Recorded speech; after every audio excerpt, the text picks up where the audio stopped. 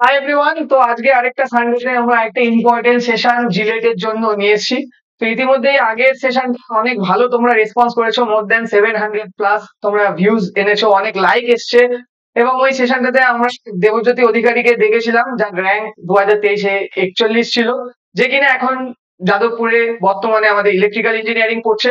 তো আজকে আরেকটা সেশন আমরা জিলেটের জন্য নিয়ে এসেছি, যেটাও কিনা খুব গুরুত্বপূর্ণ একটা সেশন হতে চলেছে, যেখানে কিনা আরো জিলেটের ব্যাপারে আরো ইম্পর্টেন্ট কিছু ইনফরমেশন দেবে আমাদের আরেকজন র্যাঙ্ক হোল্ডার, যার র্যাঙ্ক 70 ছিল 2023-এ। তো শরণ তোমরা অনেককেই চেনো, কারণ এখন বর্তমানে শরণ আমাদের ইজি টু লার্নিং এর ফিজিক্স ফ্যাকাল্টি। তো শরণকে আমি ডেকে নিচ্ছি। শরণ, আজকে এই সেশনটাকে কন্টিনিউ করো, এবং শরণ অনেক গুরুত্বপূর্ণ কিছু ইনফরমেশন তোমাদেরকে দেবে, তো তোমরা এই সেশনটাকে দেখতে থাকো। Thank you Sharan, welcome easy to learning. Thank you Pritam da. Hello everyone.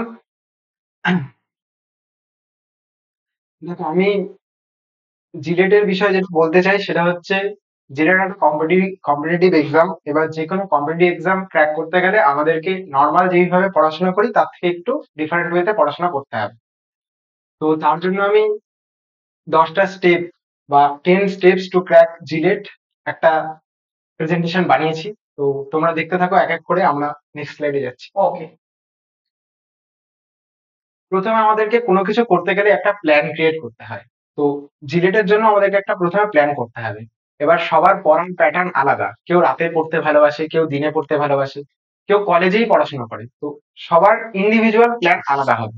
মানে কেউ, আমি একটা বলে দিচ্ছি যে রাতে পড়তে হবে, রাত জেগে জেগে পড়তে হবে, তেমন কোনো ব্যাপার নেই। যে যেই টাইমে পড়তে চাও সেই টাইমে পড়তে হবে। তো প্রত্যেকের নিজস্ব প্ল্যান হতে হবে। একদম। কোনো স্যার বলে দিল সেই প্ল্যানটা আমাকে সেটাই করতে হবে, এমন কোনো ব্যাপার না। কোনো ইনস্টিটিউট বলছে, কেউ বলছে, ফ্যাকাল্টি বলছে, তো সেটা তাকে নিয়ে দিতে পারো। সেটা তোমার মতো করে বানাও, ভাই। তুমি নিজস্ব প্ল্যান থাকা উচিত অবশ্যই। প্রত্যেকের নিজের প্ল্যান থাকা উচিত। খুব ইম্পর্টেন্ট একটা স্লাইড এটা, হ্যাঁ, তোমার ভালো করে দেখো। হ্যাঁ, নেক্সট যে স্লাইডটা সেটা হচ্ছে বিল্ড আ বেস। আমাদের যে 4টে সাবজেক্ট আছে, ফার্স্ট হচ্ছে ম্যাথামেটিক্স, সেকেন্ড হচ্ছে ফিজিক্স, থার্ড কেমিস্ট্রি, ফোর্থ হচ্ছে FEEE। এবার 4টে সাবজেক্টেরই আমাদেরকে যে জিনিসটা প্রথমে মাথায় রাখতে হবে যে কোনো একটা প্রবলেম সলভ করতে গেলে আমাকে বেসটাকে স্ট্রং করতে হবে। কারণ কোনো জিনিস যদি বেস স্ট্রং না হয় তাহলে সেই জিনিসটা দাঁড়াতে পারবে না। একদম। তো যখনই কোনো সাবজেক্ট পড়বে, সেটাই শরণের বক্তব্য, শরণ নিজেও অ্যাপ্লাই করেছে, এবং আমরা বারবার বলি যে সবসময় তোমরা সমস্ত সাবজেক্টের ফান্ডামেন্টালটাকে খুব ভালোভাবে স্ট্রং করো। নট অনলি শুধু জেনে তোমরা আর্গুমেন্টেশন যে সাবজেক্ট গুলো পড়তে চলেছো বিটেকে বা আরো হায়ার সায়েন্সে, সেখানে কিন্তু বেস ফান্ডামেন্টাল বেসটা খুব ইম্পর্টেন্ট। তো সেই ক্ষেত্রে সবাই বেসটাকে স্ট্রং করো, ভালো রেজাল্ট তোমার আসতে। আমি এক্ষেত্রে একটা ছোট্ট একটা এক্সাম্পল দিচ্ছি। সেটা হলো যে কোনো সার্কিট, মানে ইলেকট্রিক্যাল সার্কিটের ক্ষেত্রে এটা মানে গেটের একটা কোশ্চেন। যে কোনো ইলেকট্রিক্যাল সার্কিটের ক্ষেত্রে ক্লোজ পাথ হতে লাগে কারেন্ট ফ্লো করার জন্য। এবার গেটে একটা কোশ্চেন দিয়েছিল, ডান পাশে একটা বড় সার্কিট, বা পাশে একটা বড় সার্কিট, সার্কিট দুটোর মধ্যে একটা কানেকশন আছে। কোশ্চেনটা ছিল যে সেই কানেকশনটার মধ্যে দিয়ে কত কারেন্ট ফ্লো করছে। এবার তুমি যদি সারাদিন ধরে অঙ্কটা করো, তারপরে তুমি বের করতে পারবে না ওখান থেকে কত কারেন্ট ফ্লো করছে। কারণ তাদের মধ্যে একটাই কানেকশন ছিল, কোনো রিটার্ন পাথ ছিল না। এবার কেউ যদি খালি বেসিক এটা জেনে যায় যে রিটার্ন পাথ না থাকলে কারেন্ট ফ্লো করে না, সেটা এই বেস যার ক্লিয়ার সেই জানবে যে কারেন্ট ফ্লো তখনই করবে যখন রিটার্ন পাথ থাকে। আশা করি আমি পড়েছি। কোন সালে এসেছিল? গত বছর এসেছিল। তাহলে আমি ওটা সলিউশন করেছি, আমার মনে তো পড়ে। বেসটা খুব ইম্পর্টেন্ট। তো নেক্সট হচ্ছে চ্যালেঞ্জ ইউর সেলফ। এই কিন্তু আমার বক্তব্য, এটা কিন্তু মোস্ট ইম্পর্টেন্ট পয়েন্ট। আমি এটা ক্লাসে বলি, আগে শরণ বলে দিক, তারপর আমি তোমাদেরকে বলছি আমার পয়েন্ট অফ ভিউ।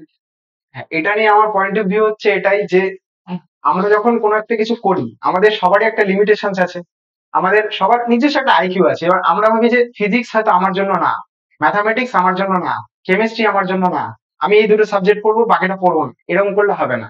তোমাকে নিজেকে বারবার চ্যালেঞ্জ করতে হবে, তবেই তোমার লেভেল আপ হবে। আমরা এখানে মেরি কমকে দেখতে পাচ্ছি। মেরি কম নিজের লাইফে কত কিছুর পরেও, কত সমস্যার পরেও, তারপরেও কিন্তু অলিম্পিক্সে গেছে, মেডেল জিতেছে। তার মানে কি নিজেকে চ্যালেঞ্জ করে।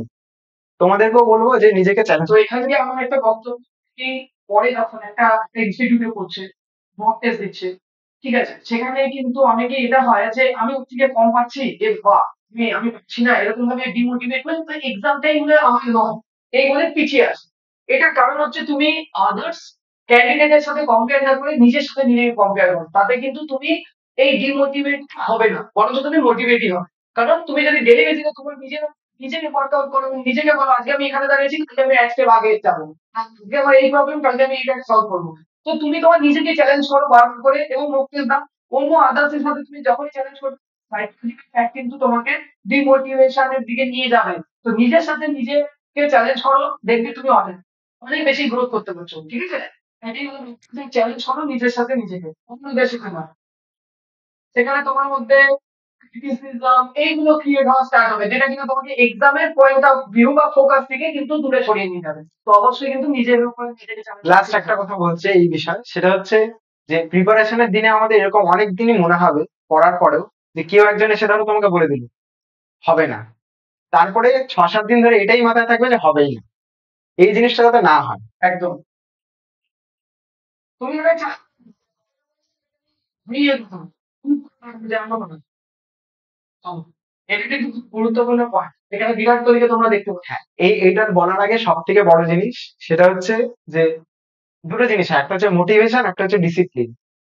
আমার মনে হয় মোটিভেশন কোনো কিছুই না। কেউ যদি ডিসিপ্লিন থাকে মোটিভেশনের দরকারই নেই।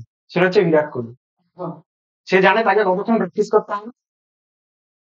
তুমিও জেনে নাও তোমাকে ম্যাথস কতক্ষণ প্র্যাকটিস করতে হবে। ম্যাথস প্র্যাকটিস করবে তাহলেই ম্যাথস নামবে। একদম। ফিজিক্স এর অঙ্ক প্র্যাকটিস করবে তাহলে এক্সামে নামবে, তাছাড়া নামবে না। যে বি কনসিস্টেন্ট, কনসিস্টেন্সি হচ্ছে সব থেকে ইম্পর্টেন্ট। অনেকেই ট্যালেন্টেড হয়, প্রচুর ট্যালেন্টেড হয় অনেকে, কিন্তু তারপরেও কিন্তু কম্পিটিটিভ এক্সাম ক্র্যাক করতে পারে না। বহুবার বহু ব্যাচে দেখেছি যারা কিনা ভালো পারফরমেন্স করার পরেও র্যাঙ্ক পিছিয়ে গেছে বা র্যাঙ্ক হয়নি, কনসিস্টেন্সি ছিল না। সে হয়তো ভেবেছিল যে আমি জানি যে এক্সামে গিয়ে সব ঠিক করে আসবো, কিন্তু এরকম কিন্তু ভুল ভাবনাটা তোমার মন থেকে সরাও। প্রত্যেক ডেলি বেসিসে প্র্যাকটিস করো, প্র্যাকটিস তোমাকে পারফেকশন দেবে, যেমন বিরাট কোহলিকে দেবে, ঠিক আছে? তো এটাই হলো ব্যাপার। নেক্সট স্লাইডে আমরা যাচ্ছি। হ্যাঁ, নেক্সট স্লাইডে হচ্ছে ইওর প্রোগ্রেস, খুব important point. Track your progress, প্রথমে আমাকে পড়াশোনা করতে হবে। অবশ্যই। আমাদের সিস্টেমে যেই উপায়ে টেস্ট গুলো কন্ডাক্ট করা হয় প্রত্যেকটা টেস্ট অ্যাটেন্ড করতে হবে, কারণ টেস্ট তোমাকে বুঝিয়ে দেবে, অ্যানালাইজ করতে সাহায্য করবে যে একদম। তুমি কতটা প্রোগ্রেস করছো, যে তুমি যে পড়াশোনা করছো। যদি তুমি এখানে শুধু স্টাডিতে যাও উইদাউট অ্যানালাইজ এন্ড টেস্ট, তাহলে কিন্তু তুমি কোনোদিনই সাকসেসে পৌঁছাবে। তো তোমাকে কি করতে হবে? স্টাডি, দেন টেস্ট, দেন আবার অ্যানালাইজ, দেন আবার স্টাডি।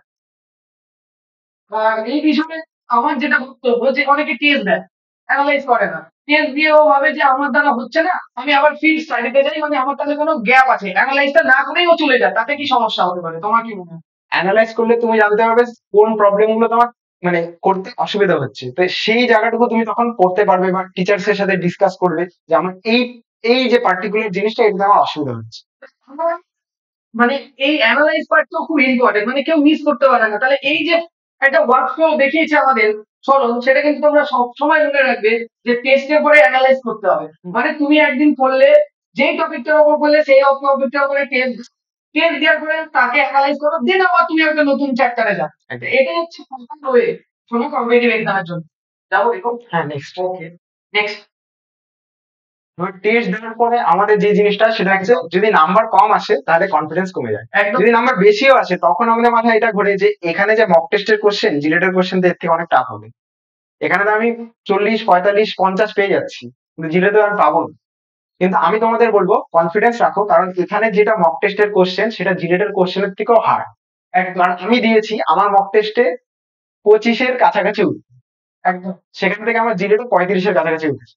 তাহলে আমি বলে দিচ্ছি যে এখানে মক টেস্টের কোশ্চেন স্ট্যান্ডার্ড জিলেটের কোশ্চেনের থেকেও কঠিন। এখানে যদি কেউ 25 পায় তাহলে সে গভর্নমেন্ট কলেজ এমনি পাবে। কনফিডেন্স রাখো। কনফিডেন্স ওখানে নিজের মধ্যে, অবশ্যই।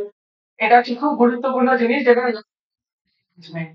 এটা নিয়ে আমার বক্তব্য যে একটাই, যে ও ঠিক বলেছে, আন্ডারস্ট্যান্ডিং টাইম ম্যানেজমেন্ট থাকতে হবে। এবং আপনিও আগে প্রথমেই বলেছেন টাইম মানুষের আলাদা হয়, ইন্ডিভিজুয়াল অনুযায়ী বিভক্ত হতে পারে। তবুও তোমাকে মাথায় রাখতে হবে যে কখন কোনটা করা উচিত। আমার মনে হয়, মানে আমি সাজেস্ট করি যে সকালবেলার দিকে ব্রেনটা অনেক রিল্যাক্স থাকে, মানে অনেক চাপ থাকে না, এনার্জি থাকে, তুমি ঘুম থেকে উঠছো, সেই সময় তুমি ফিজিক্স ম্যাথ এইরকম সাবজেক্ট গুলোকে ডিল করো। বেলা বেলা উঠতে পারতে যখন তোমার সেই ক্ষেত্রে তুমি কেমিস্ট্রিকে অ্যাড করতে পারো। এবার যার দেখো, এবার ব্যাপারটা হচ্ছে যার কেমিস্ট্রি ভালো লাগে সে সবসময় কেমিস্ট্রি পড়তে বলবে, আমার কথা শুনবে না। ইঞ্জিনিয়ারিং তুমি একটু ফলো করতে পারো, কিন্তু ডেইলি বেসিসে আমি বলবো অ্যাটলিস্ট 6 ঘন্টা জিলেটের জন্য টাইম বার করা উচিত। নাহলে কিন্তু জিলেট ক্র্যাক করা যাবে না, যে একটা কম্পিটিশন এবার এগোচ্ছে। স্যার হচ্ছে পড়ার বিষয়ে টাইম ম্যানেজমেন্ট বললো, আমি টাইম ম্যানেজমেন্টটা এক্সাম হলের জন্য বলবো। একদম। বাট এক্সাম হলে গিয়ে টাইম ম্যানেজমেন্ট করাটা কিন্তু আরো বেশি ইম্পর্টেন্ট। কারণ 50 নাম্বার আছে ম্যাথামেটিক্সে। কেউ যদি ভাবে যে আমি ম্যাথামেটিক্সই করতে শুরু করবো প্রথম দিকে, আর দুটো অঙ্ক করে একটা অঙ্ক হচ্ছে না, সেটার মধ্যে আমি আরো 5 মিনিট নষ্ট করছি, এটা কিন্তু পরীক্ষা না। তোমাকে স্ট্র্যাটেজি আগে ক্রিয়েট করতে হবে, ফার্স্টে গিয়ে এই সাবজেক্টটা ধরবো, এর কোশ্চেন গুলো করবো। আমি নিজে ম্যাথস টিচার হিসেবে তোমাদের সবসময় প্রেফার করবো যে কেমিস্ট্রি দিয়ে স্টার্ট করো বা এলটিপিডি দিয়ে স্টার্ট করো, কারণ একদম। ওই ধরনের কোশ্চেন গুলো কি হয়, কিছু কিছু থিওরি বেস থাকে, কিছু কিছু নিউমেরিক্যাল বেস থাকে। তুমি যখনই 5-6টা কোশ্চেন করে ফেলবে এবং সেটা আনতে হবে, তখন তোমার কিন্তু কনফিডেন্স লেভেল অনেক বেড়ে যাবে। আর দেখো এক্সামে কি হয়, এক্সামে অ্যাংজাইটি এগুলো ক্রিয়েট হতে থাকে যত টাইম যায়। তো সেই ক্ষেত্রে তুমি যত কোশ্চেন গুলো আগে যে মানে যে কোশ্চেন গুলো তুমি সিলেক্ট করছো প্রপার স্ট্র্যাটেজি অনুযায়ী, যত কোশ্চেন গুলো সলভ করতে পারছো এবং কোশ্চেন গুলো ঠিক হচ্ছে, তত কিন্তু তোমার ক্রিয়েটিভিটি লেভেল খুলতে থাকবে এক্সাম হলে, এবং প্রেশারটাও কম থাকবে, তখন তুমি অটোমেটিক্যালি ভালো পারফরমেন্স করতে পারবে। এটাই অ্যাকচুয়ালি সরল বলতে চাইছো, তুমি যে এখন করতে পারছো। একদম একদম, টাইম ম্যানেজমেন্টটা দুই জায়গায় ইম্পর্টেন্ট, পড়ার সময়, 2 নাম্বার হচ্ছে এক্সামের সময়। নেক্সট স্লাইড যাচ্ছি। নেক্সট স্লাইডে আমরা যাবো লার্ন টু স্টাডি। দেখো সিলেবাস আছে, স্টাডি মেটেরিয়ালস আছে, পড়তে শুরু করে দিলাম, হবে না। হবে না। আমাকে স্পেসিফাই করতে হবে আমি এই টপিক একদম। পড়বো, এখান থেকে এত নম্বরের কোশ্চেন এসছে, এখান থেকে আসতে পারে। সেটা টিচার্সরা হেল্প করবে, সিনিয়র্সরা হেল্প করবে, আমরা হেল্প করবো।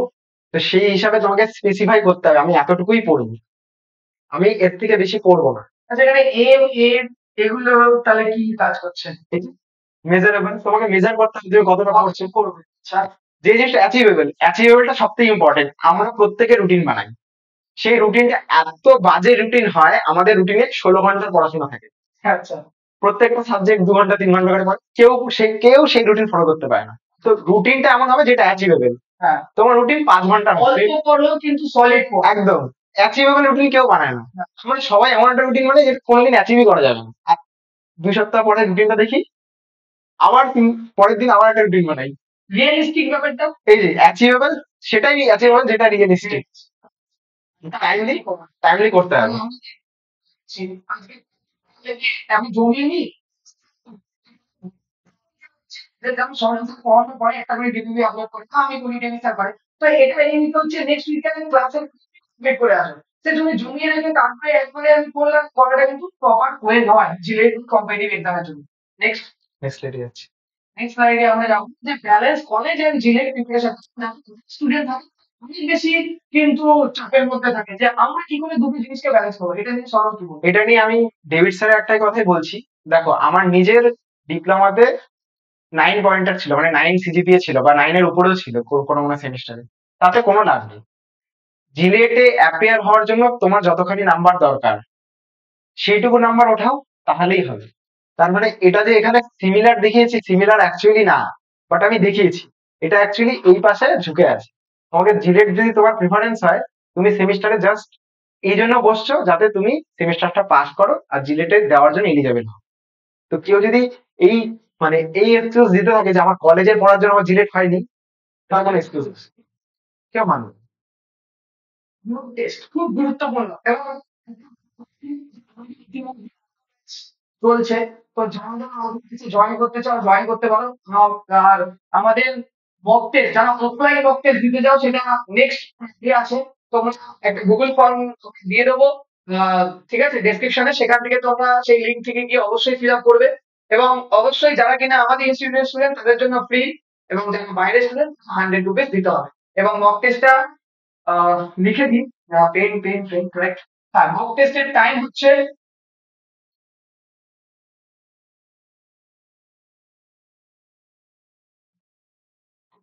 টেস্টের টাইম হচ্ছে দুপুর 1 PM টু 3 PM। ওকে, যেমন ঠিক আছে, যারা কিনা বাইরে স্টুডেন্ট 100 রুপিস দিতে হবে, এটা এবং 100 রুপিস তুমি কি পাবে? কোশ্চেন পেপারটা পাবে, কোশ্চেন পেপার। এটা ওয়ান টাইম পেমেন্ট 100 রুপিস। তো এটা কোশ্চেন পেপার সলিউশন কিন্তু জানো তোমরা মানে শুধুমাত্র কি বলবো তোমার টেস্টটাকে কিনেছো, ঠিক আছে, তারা কিন্তু সলিউশন সেম কিন্তু একই ওই কোশ্চেনটা হবে এবং এই টাইমের পরে কিন্তু কোশ্চেন পেপারটা লক হয়ে যাবে, তারপরে কিন্তু এক্সাম আর নেওয়া হবে না, এক্সামে কোনো তুমি সাবমিট করতে পারবে না। তো তোমরা এই পরীক্ষাটা দাও। তো আমি পার্সোনালি বলবো, সাজেস্ট করবো যে অফলাইনে এসে এক্সাম দাও, কারণ অফলাইনে তুমি এনভায়রনমেন্টটা পাবে যে বাকি 4টে স্টুডেন্ট বসে আছে, টিচার গার্ড দিচ্ছে, বাড়িতে তুমি পাবে না, কারণ বাড়িতে তুমি যাই ফর্মুলা সিট খুলে রাখতে পারবে, কিন্তু এখানে টিচার তোমাকে গার্ড দিচ্ছে না, সেটাও পারবে না। তো তোমার এক্সাম যত রিয়েলিস্টিক হবে তত বেটার হবে তোমার অ্যাকচুয়াল এক্সামের জন্য। মক টেস্টের ব্যাপারটা আমি বলছি। মক টেস্ট আমি নিজে প্রচুর মক টেস্ট দিয়েছি। 40 খানা মক টেস্ট আমাদের সময় ছিল ইজি টু লার্নিং, আমি 40টা মক টেস্টই অ্যাটেন্ড করেছি। তো মক টেস্ট দিলে লাভটা কি হয়? মক টেস্ট দিলে লাভ এটাই হয় যে তোমার এক্সামের সময় তোমার প্রত্যেকটা হরমোন লেভেলে থাকবে। এক্স্যাক্টলি। কারণ আমি তোমাকে বলছি প্রত্যেকের কি হয় মানে, যারা প্রচুর হাই লেভেলে কাজ করে, ধরো ক্রিকেটার যে একদম ওপেনিং ব্যাটসম্যান, সে জানে যে তাকে ফার্স্ট রানটা করতে হবে, মানে জিরো থেকে যে ওয়ান হওয়া, এখানে যে জিরো, এই জিরো থেকে যে ওয়ান হওয়া, এটা কিন্তু সব থেকে ইম্পর্টেন্ট অফ দ্য মার্ক। সেই মার্ক তখনই তোমার হবে ন্যাচারাল ওয়েতে যখন তুমি মক টেস্ট দেবে। একদম। মক টেস্ট দিলে তোমার মধ্যে ওই ভয়টা আর থাকবেই না। তোমার তোমার কাছে জাস্ট আমাদের মক টেস্ট মনে হয়। হ্যাঁ, এক্স্যাক্টলি। আরেকটা জিনিস হচ্ছে যে অনেক ভুলভ্রান্তি হয় এই যে ফিল আপ করতে, এগুলো এই যে যে জড়তা, সেই জড়তাটাও কিন্তু কেটে যায়, কারণ এই টেনশনই দেখা যায় অর্ধেক স্টুডেন্ট একদম একদম। শুধু এইটা ফিল আপ না, ফিল আপ রোল নাম্বার, সেটাই কোশ্চেন নাম্বার, বলছি। সেই ফিল আপ গুলা করাও কিন্তু ইম্পর্টেন্ট। কারণ তুমি পরীক্ষা সব ঠিকঠাক দিলে, কিন্তু তোমার ভুলটা পেয়েছে ওইখানটাতে যেখানে তোমার নাম রোল নাম্বার সেগুলা ফিল আপ করতে হবে, তাহলে তো কোনো লাভ নেই। নেক্সট হচ্ছে and the last point, have lot of fun. খুব ইম্পর্টেন্ট জিনিস কিন্তু তোমাদের কিন্তু অনেক মজা করে পড়াশোনা করতে হবে, এরকম না যে খুব প্রেশার নিয়ে আমাদের পড়াশোনা করতে হবে, এটা আমার থেকে স্মরণ ভালো বলবো। হ্যাঁ, কারণ আমরা সেই কাজটাই ভালোভাবে করতে পারি যে কাজটা আমরা করতে ভালোবাসি। একদম। আমরা কোনো একটা কাজ যদি ভালোই না বাঁচতে পারি, সে কাজটা আমরা করবো কি করে? আর যে কাজটা আমাকে এত দিন ধরে করতে হবে, মানে জিলেটের প্রিপারেশন তো অনেকে 1 বছর 2 বছর ধরে নেয়, তো সেই জিনিসটা যদি তুমি ভালোই না বাসো, তাহলে সেই জিনিসটা তুমি করবে কি করে? তো সেটাই আমার লাস্ট পয়েন্ট। লাস্ট পয়েন্ট ছিল এটাই যে যখনই করবে ভালোবেসে করবে এবং মজা করে করবে, দেখবে তোমার টাইমটা পেরিয়ে যাচ্ছে এবং তুমি তোমার গোলটাকে অ্যাচিভ করতে পারছো। তো খুব সুন্দর সেশন আমাদের অর্গানাইজ করেছে আজকে শরণ, এর জন্য থ্যাংক ইউ শরণকে। আমরা নেক্সট সানডে বা এর পরে আরো আমাদের যারা র্যাঙ্ক হয়ে গেছিল তাদেরকে ডেকে তোমাদের জন্য এরকম আরো ইন্টারেস্টিং সেশন, আরো কিছু ইম্পর্টেন্ট পয়েন্ট কভার করার চেষ্টা করবো। তোমরা অবশ্যই ভিডিওটাকে শেয়ার করো এবং আমাদের যে অনগোয়িং ব্যাচ গুলো চলছে ওগুলোতে অ্যাডমিশন নিতে পারো যারা অ্যাডমিশন নিতে ইচ্ছুক। 2025-এও আমাদের অলরেডি আরেকটা ব্যাচ লঞ্চ হচ্ছে নেক্সট স্যাটারডে থেকে, যেটা কিনা অফলাইন ব্যাচ রিলেটেড 2025। সেখানে যারা জয়েন করতে চাও তারা জয়েন করতে পারো। ওখানে কিন্তু একেবারে বেসিক ফান্ডামেন্টাল থেকে স্টার্ট করবো, ধরে ধরে পড়ানো হবে, 14-15 মাসের কোর্স। তো তোমাদের কিন্তু অনেক সিউরিটি থাকবে র্যাঙ্ক করা। আর লাস্ট পয়েন্ট যেটা আমি বলবো সেটা হচ্ছে আবারও যে মক টেস্ট তোমরা দাও, যেখান থেকে খুশি দাও, আমি বলছি না শুধুমাত্র ইজি টু লার্নিং প্ল্যাটফর্ম থেকে দাও, বাট দাও, অফলাইনে গিয়ে দেওয়ার চেষ্টা করো, অনলাইনে দাও, কিন্তু দাও। মক টেস্টটা কিন্তু ইম্পর্টেন্ট, মক টেস্টের জন্য অবশ্যই ওই গুগল ফর্মটাকে ফিল আপ করে দিন। আর তো কিছু বলার নেই, আগে এখানেই তাহলে শেষ করছি আমাদের লাইভ সেশনটা। Thank you. নেক্সট আবার কোনো একটা সেশনে আমাদের সাথে মানে আমার সাথে দেখা হবে এবং আমার সাথে অবশ্যই আরো কোনো একটা topper. Thank you, take care.